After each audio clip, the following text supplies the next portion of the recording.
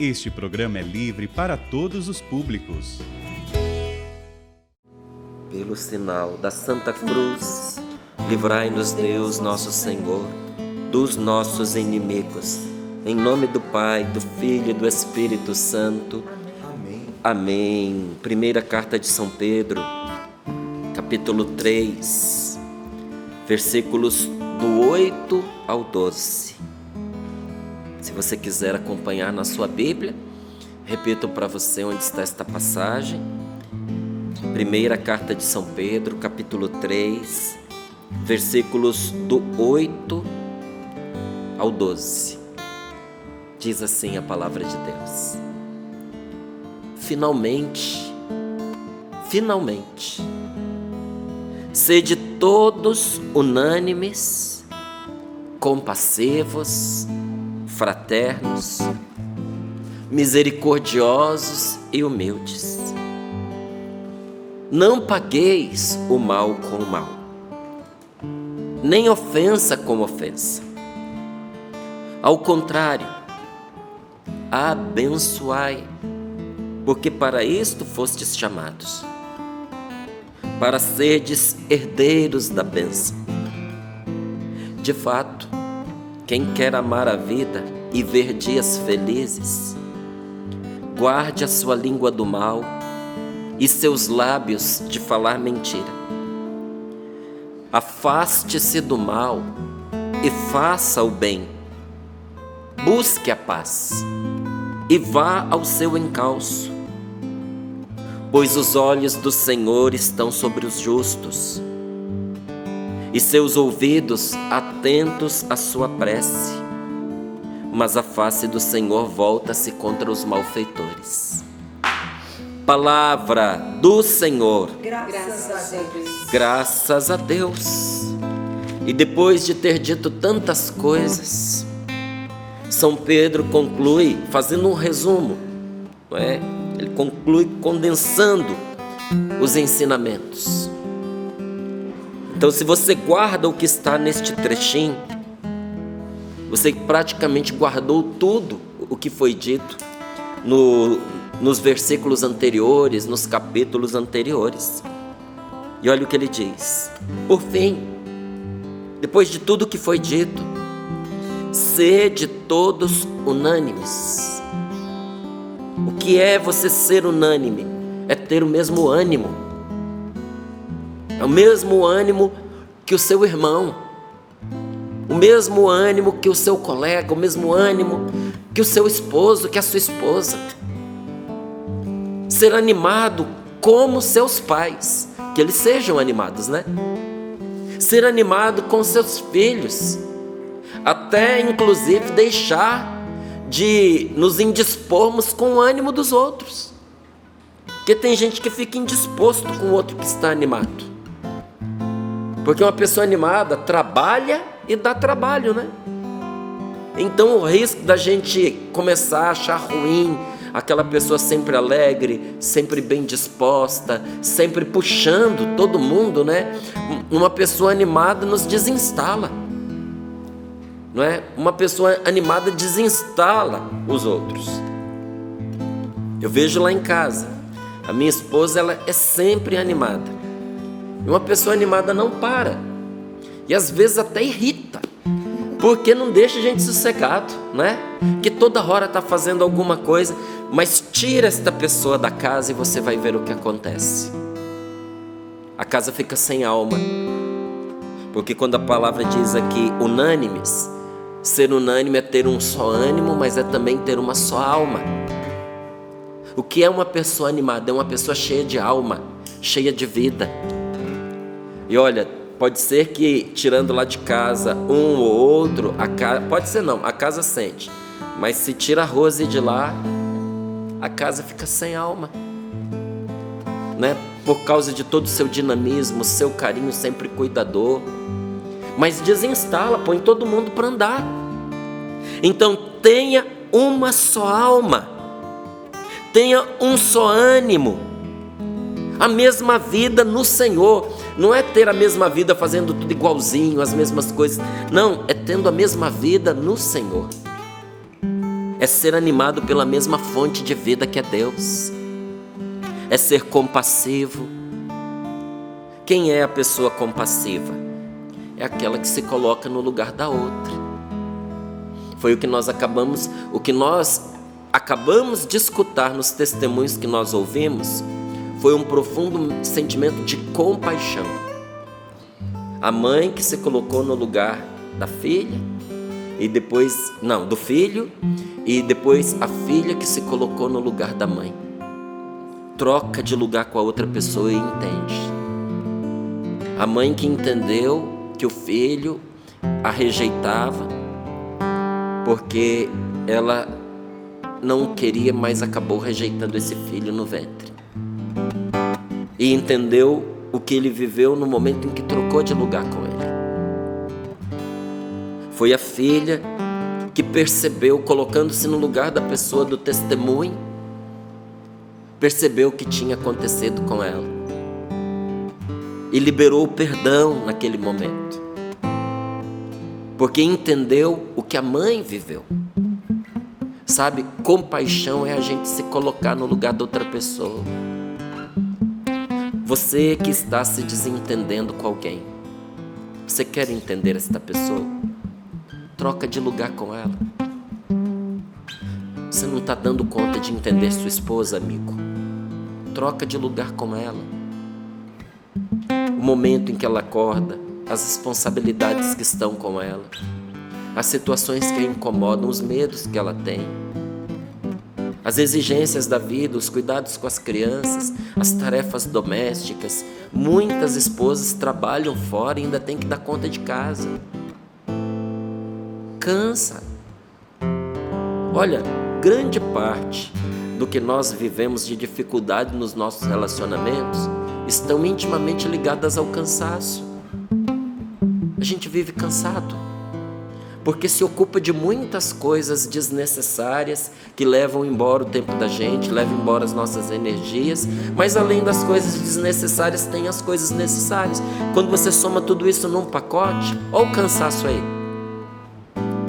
Quanta gente termina o seu dia com aquela sensação de que não viveu, porque estava ocupado de muitas coisas. Era um serviço atrás do outro, o dia voou e você nem viu. E aí você chega já ao final desse dia cansado, mas em vez de descansar, o que você faz? Eu não tive um tempo para mim, agora eu quero um tempo para mim. E esse tempo vai aonde? Vai na frente da televisão, vai no smartphone. E ali, quando você percebe, foram 2, 3 horas que você poderia estar descansando e a mente ali ocupada. Se isso acontecesse uma outra vez, dá para tolerar. Mas essa é a nossa rotina de todos os dias. Cansados, nós acabamos ficando irritados. Troca então de lugar com a pessoa. Troca de lugar com seu filho.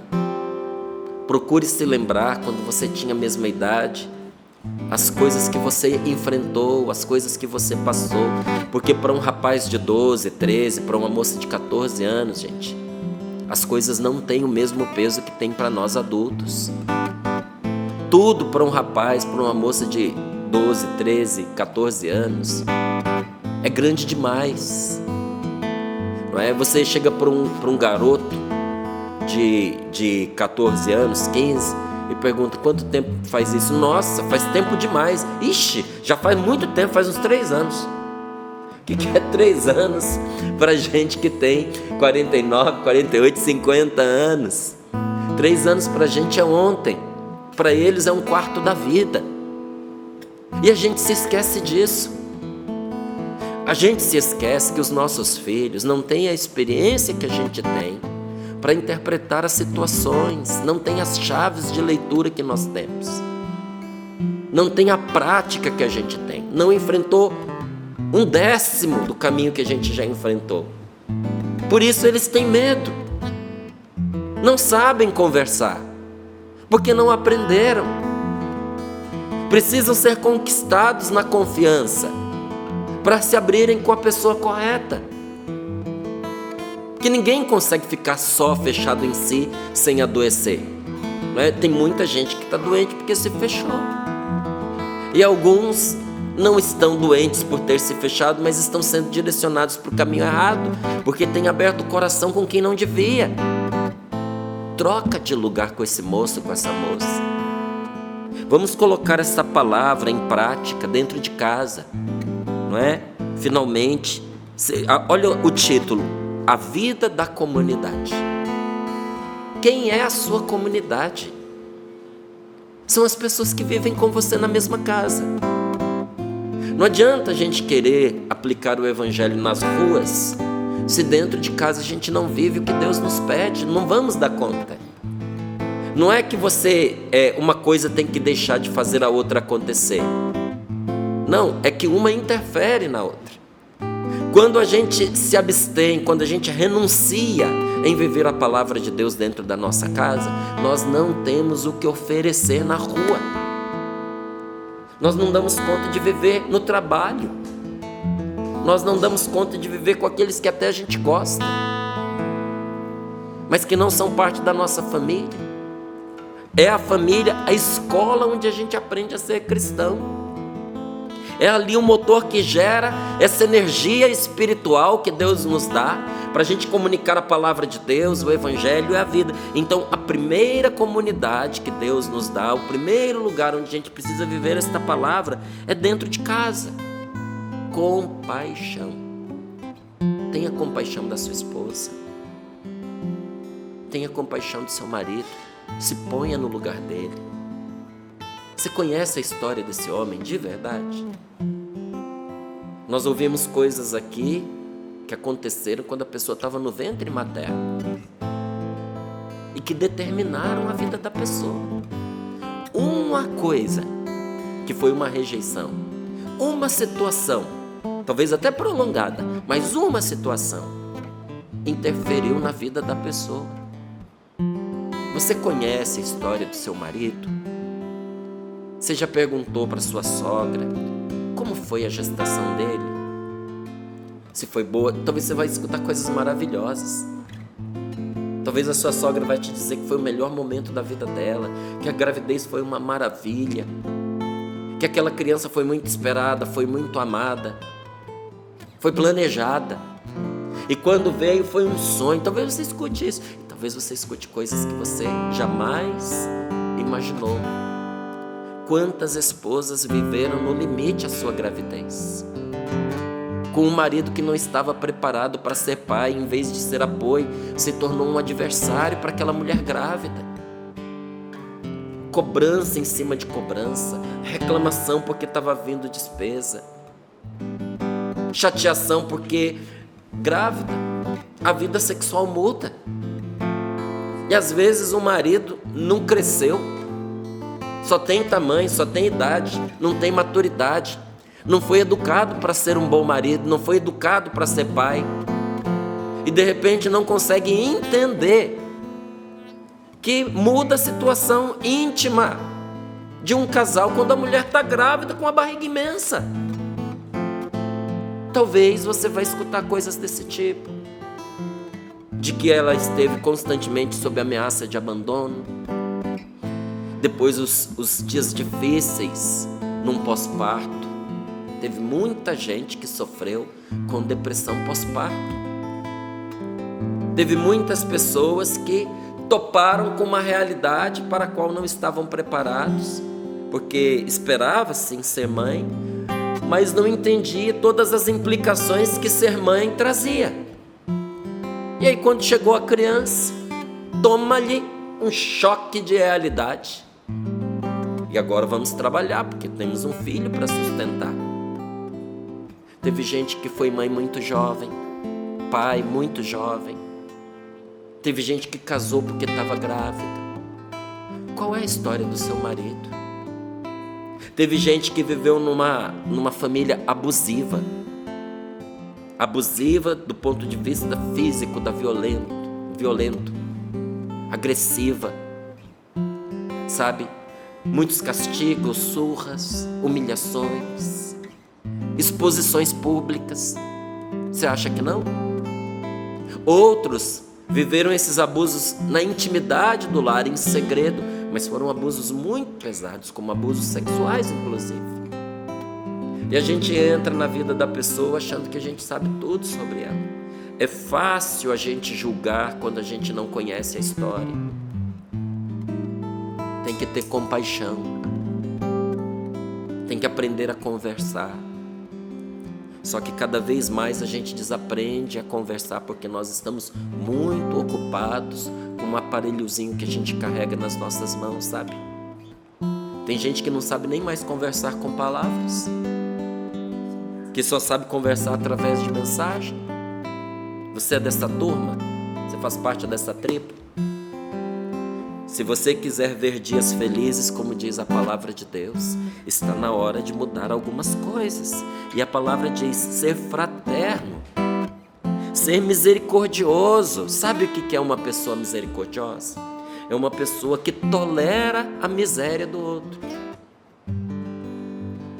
Porque todos nós temos as nossas misérias. Alguns têm vícios de caráter, outros têm vícios de comportamento.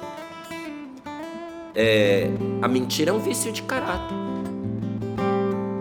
Você vai jogar a pessoa no lixo porque ela é mentirosa. Mas para você ajudar a pessoa a se libertar da mentira, você vai ter que tolerar a miséria dela. Qual é a miséria dela? Ela é mentirosa.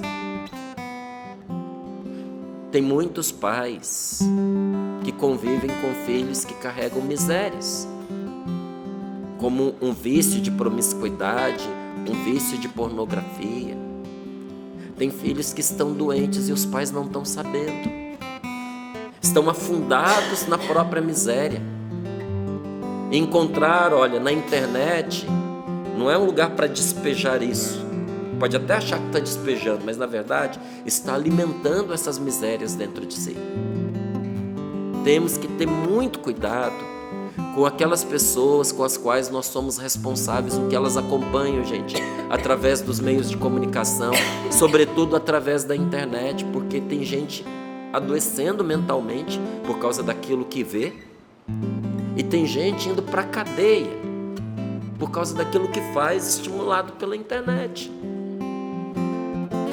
E essas pessoas que vivem essas realidades são filhos de alguém, de um pai, de uma mãe, não é? Então, é você ter atenção às misérias que são próprias de cada um. Eu tenho as minhas, você tem as suas, os seus filhos têm as deles. Então a gente precisa olhar isso com muito carinho, mas nunca jogar a pessoa no lixo por causa das misérias que ela carrega. Pode ser que você, mãe querida, você olhe para o seu filho, para a sua filha e veja características que você não gosta no seu esposo. Talvez ao olhar para ele, ao olhar para ela, você ainda diga assim: nossa, puxou pelo pai. Talvez, meu irmão, você olhe para a sua filha e diga: que pena. O defeito que mais me incomoda na mãe dela, ela tem. Pode ser que seja mesmo. E você vai fazer o que? Vai deixar de amar sua filhinha? Vai usar de misericórdia. Porque se aquilo é um vício de comportamento, é um vício de caráter, pode ser transformado. Mas o primeiro passo para essa transformação é a pessoa ser acolhida do jeito que ela é, ser aceita. E a gente, para aceitar alguém, tem que tolerar as dificuldades, que as misérias que elas carregam trazem para nós. Porque os defeitos dos outros nos incomodam, como os nossos defeitos incomodam aos outros. Sabe o que é a nossa casa, a nossa família? É o lar da tolerância. A gente tem que aprender a tolerar. Estamos numa sociedade que levanta bandeiras de tolerância, faz propaganda de tolerância. Nunca vivemos numa sociedade tão intolerante quanto a nossa. Só propaganda de tolerância. Todo mundo levantando uma bandeira. Mas a pessoa só ama quem abraça a bandeira dela. Quem não topa o que ela propõe faz parte do grupinho do ódio. Se a gente for viver assim, nós vamos mais odiar as pessoas do que amá-las. Sabe? Temos que entender que quando a gente vive com pessoas, nós vivemos com muita gente diferente de nós. Diferente, inclusive, porque em muitos pontos são melhores do que nós. Não como pessoa, mas naquela qualidade. Está à frente, se aperfeiçoou, está mais treinada, está mais polida. Então, naquela matéria, melhor do que nós. Mas também vamos conviver com pessoas mais despreparadas. E em alguns pontos piores do que nós. E o que a palavra de Deus nos diz? Misericórdia. Porque tolerar é menos do que misericórdia. Porque a gente às vezes tolera no outro uma diferença, e essa diferença nos irrita, nos incomoda, mas é uma coisa boa. A misericórdia é tolerar, inclusive, o que a pessoa tem de pior. É o que a palavra de Deus está nos dizendo. Que a gente precisa carregar o outro. Alguém vai precisar carregar esse homem. Será que não foi de verdade você que Deus escolheu para isso? Alguém precisa cuidar dessa mulher. Então, mais do que uma companheira, Deus deu a você alguém para você cuidar. Não será essa, meu irmão, a sua missão? Nós vamos fazer o quê? Nós vamos desistir desta missão tão bela, que é amar alguém concreto que Deus nos deu. Então, misericórdia. E continua a palavra de Deus nos dizendo: seja humilde, porque sem humildade ninguém dá bom resultado. Sem humildade não se dá frutos. Sabe, a falta de humildade corrompe as nossas melhores intenções. A palavra humildade vem de humus. Humus é aquela terra preta que tem à beira dos rios. Humus é esterco de minhoca. Para você ver o que é o humus, né? E não é barato não, viu? Mas quando você compra humus, você está comprando esterco de minhoca. Então, não vou nem explicar com detalhes o que é, porque você já entendeu.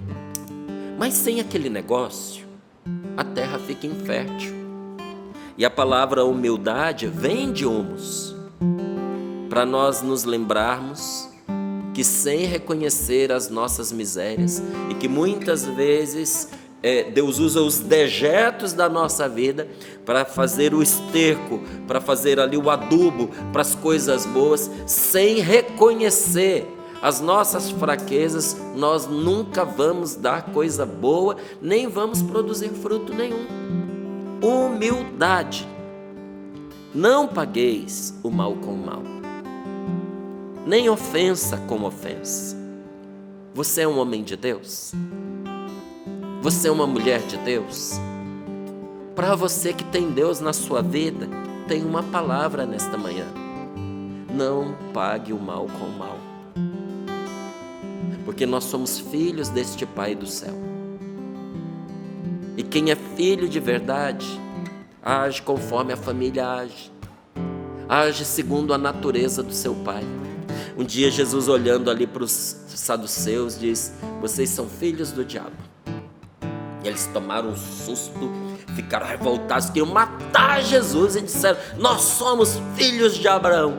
E Jesus vira para eles e diz assim: não está escrito em lugar nenhum e nunca se soube que Abraão era um assassino, e vocês estão planejando me matar.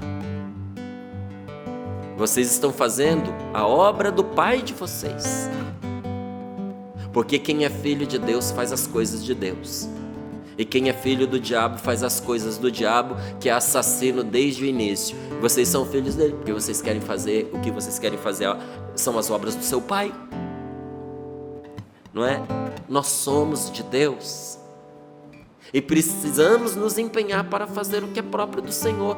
Não pagueis o mal com o mal, não, muito menos dentro de casa. Não se vingue do seu filho, da sua filha. Não se vingue do seu marido, porque você vai perder seu marido. Não se vingue da sua esposa, porque você vai estragar o seu lar. Vai chegar uma altura, e talvez até tenha chegado, que você não tem mais vontade de voltar para casa. E tudo começa com esse troca-troca, sabe? De pancadarias e de ofensas. Então, não pagueis o mal com o mal, nem ofensa com ofensa. Você foi ofendido? Se você não sabe o que dizer, fica calado. Às vezes é melhor a gente perder para ganhar lá na frente. Em vez de trocar ofensas, olha o que diz a palavra de Deus: abençoai, porque para isso fostes chamados, para serdes dispensadores da bênção de Deus, herdeiros da bênção, herdeiro para distribuir a bênção de Deus. Os evangélicos, eles têm uma maneira muito bonita de entender esta palavra bênção, que não se reduz a simples palavras, porque nós sabemos que bênção é de bem dizer, é de abençoar, é de falar bem, mas muitas vezes eu já vi isso pessoalmente acontecer, uma pessoa evangélica chegar para outra, entregar às vezes um envelopinho e dizer: eu vim deixar essa bênção para você, porque a pessoa estava precisando, a pessoa tinha uma necessidade. Então não era uma bênção que se reduzia a palavras, mas era ser uma bênção para a vida daquela pessoa, naquilo que ela estava precisando. Que tal eu e você hoje sermos a resposta de Deus, já que bênção também é palavra? Bênção também é resposta. Que tal eu e você hoje sermos a resposta de Deus para alguém que está pertinho de nós e está precisando? Porque foi para abençoar que o Senhor nos chamou, e não para pagar o mal com o mal, nem ofensa com ofensa. E aí, Pedro nos diz que esse é o segredo da felicidade. Esses dias eu estava vendo lá uma piada, mas tem tudo a ver com a verdade. Diz que o discípulo chegou para o mestre e disse assim: mestre, qual é o segredo da felicidade? E o mestre olhou para ele e disse: não discutir com pessoas idiotas. Ele parou, pensou e disse: não, eu não concordo que seja esse o segredo da felicidade. Aí o mestre olhou para ele e disse: você tem razão, não vou discutir com você. Não é?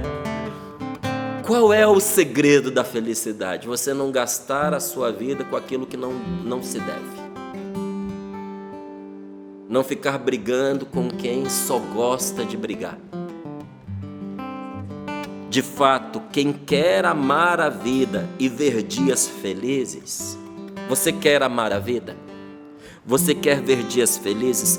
Guarde a sua língua do mal. Use a sua língua só para abençoar. Pare de murmurar, pare de fofocar. Tudo que for mal, o que se faz com a língua, tira fora, não é?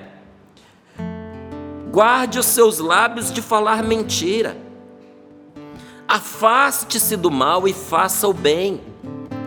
Busque a paz e vá ao encalço dela, persiga a paz. Não é só buscar superficialmente, não. É ser construtor da paz, é ser artífice da paz. É você reconciliar o seu filho com o pai dele. Porque se o seu filho não acertar os ponteiros com o pai dele, seu filho nunca vai ser um homem de verdade. Vai ser um homem mutilado. Vai faltar algo nele para ser um homem, vai ser sempre um meninão, um garotão, um bobalhão. Se você ama o seu filho, você vai precisar ajudar ele a fazer as pazes com o pai, ainda que você não goste do pai dele, ainda que você esteja separada do pai dele, porque talvez você não consiga mais amar esse homem como esposa, mas ainda assim você pode, minha querida, amar este homem como um irmão em Cristo, como um filho de Deus, e ajudar o filho dele a respeitá-lo como pai. Porque você não está fazendo um bem somente ao seu ex-marido ou marido, mas você está fazendo um bem ao seu filho. É construir a paz entre você e a sua filha. Olha, dentro de casa, todos nós devemos ser artífices Artífice é aquela pessoa que constrói com arte. Artífice da paz, todos podemos. Mas eu preciso te dizer que poucas pessoas conseguem construir a paz tão bem quanto uma mãe de família. Quando o pai de família se determina a isso, olha, nota mil, ele faz com eficácia. Mas em geral as mulheres são mais perceptivas, são mais sensíveis e são melhores em relacionamento quando querem. É preciso querer. E quando uma mulher se determina por reconciliar a sua família, ela consegue. Pela oração e por construir a paz dentro de casa. Que bela e abençoada missão se você topar abraçar esta vontade de Deus para a sua vida hoje. E eu lhe digo, a recompensa virá. Você vai passar a amar a vida como antes você não estava dando conta. E você vai ver dias felizes. Dias felizes virão. Geralmente nós reagimos de acordo com o estímulo que nós recebemos. Se a gente é provocado positivamente, a gente responde positivamente. Se a gente é provocado negativamente, nós respondemos negativamente. Já está ligado no piloto automático. Nós já temos o piloto automático ativado para atuar olho por olho e dente por dente. O que é que você quer provocar dentro de casa? Porque se a gente só semear coisa ruim, a gente vai provocar coisa ruim. Mas se a gente semear só coisa boa, coisas boas brotarão dentro do lar da gente. A nossa casa vai ser o melhor lugar deste mundo para a gente viver. Então Jesus nos diz para a gente quebrar esse circuito vicioso e mortal de pagar o mal com o mal, de pagar ofensa com ofensa. São Pedro ensina para nós aqui o único caminho para a gente conseguir isso, para a gente quebrar o ciclo do mal na vida da gente, para a gente quebrar o ciclo da maldição, do desamor. Como é que a gente quebra esse ciclo? Vence o mal com o bem. Faz o bem. Se você quer amar a vida e ver dias felizes, seja uma bênção, herdeiro da bênção e distribuidor da bênção. Afaste-se do mal e faça o bem. Quando o Evangelho nos propõe dar a outra face, de nenhuma maneira a palavra de Deus quer que nós sejamos eternas vítimas, porque tem gente que pensa isso. Tem gente que tem até repulsa desta palavra. Imagina que eu, depois de ter sofrido tanto na vida, eu ainda vou dar a outra face. Não, mas a palavra de Deus não está nos mandando que a gente seja eternas vítimas. Se você for sempre dar as suas bochechas para poder apanhar, só vai poder fazer isso 2 vezes, só tem 2, não é? Vai acabar ficando sem elas. Mas o que a palavra de Deus está nos dizendo? Ela simplesmente quer que nós saibamos como romper com o círculo mortal da violência. É isso que a palavra de Deus está nos dizendo. Alguém tem que romper.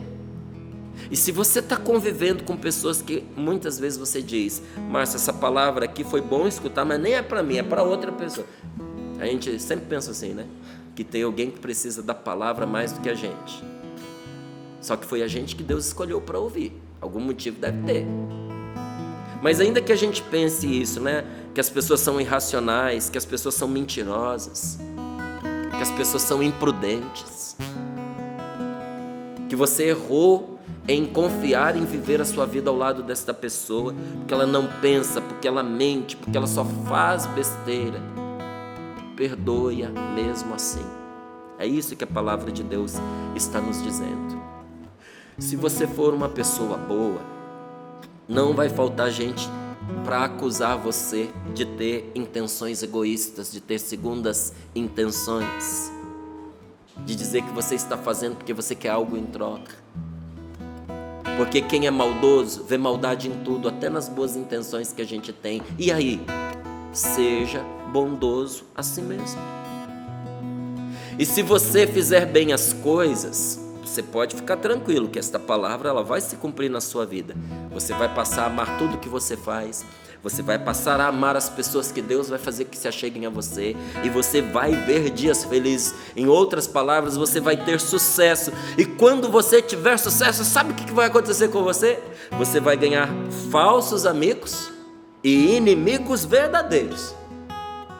Porque quem é bem sucedido, gente, tem sempre uma cota de falsos amigos e tem um punhado de inimigos verdadeiros. Se a pessoa tiver êxito na vida, sucesso, esse é um dos preços a se pagar. Tá certo, Márcio, o que você me diz? Seja exitoso a si mesmo, tenha sucesso a si mesmo, não deixe de se realizar por causa do mal que virá de outras pessoas. Se você for uma pessoa franca, se você for uma pessoa sincera, as pessoas podem lhe enganar, porque usam da sua verdade, da sua transparência contra você. Não se corrompa, não. Confie mais em Deus do que no que as pessoas vão fazer com a sua bondade, com a sua sinceridade, e seja sincero a si mesmo. Se o que lhe custa anos para você construir, alguém pode tirar de você de uma hora para outra, alguém pode destruir numa noite aquilo que você demorou muitos anos para construir, uma boa reputação, não é? Uma solidez financeira. Se você olha para esses tempos que nós estamos vivendo estranhos e começa a pensar assim, nossa, a gente está numa insegurança econômica muito grande e eu corro o risco de perder da noite para o dia o fruto do meu trabalho. O que você me aconselha, Márcio? Você não faz o que faz só pelo fruto do seu trabalho, meu irmão. O dinheiro que chega é só uma recompensazinha. O trabalho que a gente faz tem a ver com o bem que a gente realiza. E aqui na Canção Nova a gente sabe bem disso.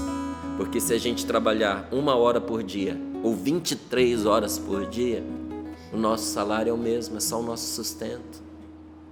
Nunca teve a ver com aquilo que vem para o nosso bolso.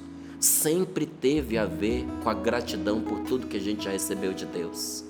Então mesmo que você corra o risco de ver alguém destruir, tomar de você, roubar você, aquilo que você anos demorou para construir, alguém pode te tirar da noite para o dia, faça assim mesmo, porque é algo bom, porque é uma coisa boa. Põe as mãos sobre o seu coração, feche os seus olhos um pouquinho, deixe essa palavra assentar sobre você. Se você encontrar a felicidade, como diz esta palavra, né? Quem quer amar a vida e ver dias felizes, tem aqui esse segredo. Se você encontrar a felicidade nesses dias felizes, pode ser que tenham inveja de você. Seja feliz assim mesmo. Nós cremos que a vida é mais forte do que a morte. Porque um homem ressuscitou há 2000 anos atrás. E por isso acreditamos que a única forma de escapar deste redemoinho da maldade é fazer o bem. Porque Jesus morreu pelos pecadores. Nós cremos de todo o nosso coração no reino de justiça, de paz e de alegria. Porque Cristo Jesus está vivo. Porque Ele compartilha conosco a sua vida de ressuscitado, porque Ele derrama sobre nós o seu Espírito Santo. Por isso nós estamos seguros de que o bem triunfa sobre o mal, porque Jesus está vivo para nunca mais morrer. Então mesmo que rasguem a bandeira da paz, mesmo que os cemitérios transbordem de mortos, mesmo assim nós acreditamos no Evangelho da vida. Nós cremos que um dia o joio será amarrado e queimado no fogo para assar o pão dos filhos de Deus, alimento dos filhos de Deus. Diz a palavra do Senhor: os olhos do Senhor estão voltados para os que vivem assim, e os seus ouvidos estão atentos à sua prece. Mas Deus se afasta daqueles que estão obstinados a fazer o mal. Confie em Deus e faça o bem, e deixe quem escolheu errar nas mãos de Deus.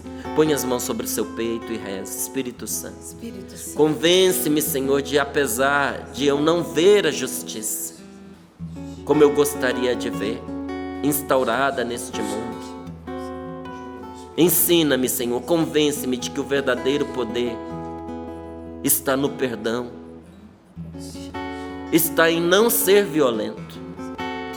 Eu quero ser livre, Senhor, nesta manhã, dos condicionamentos e das respostas dos outros quando eu tento fazer o bem.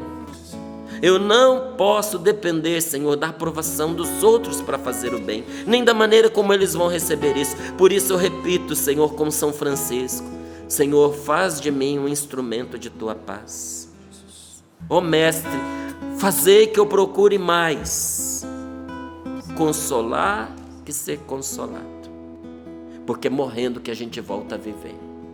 É morrendo, Senhor, que de fato quem quer amar a vida e ver dias felizes se guarda do mal.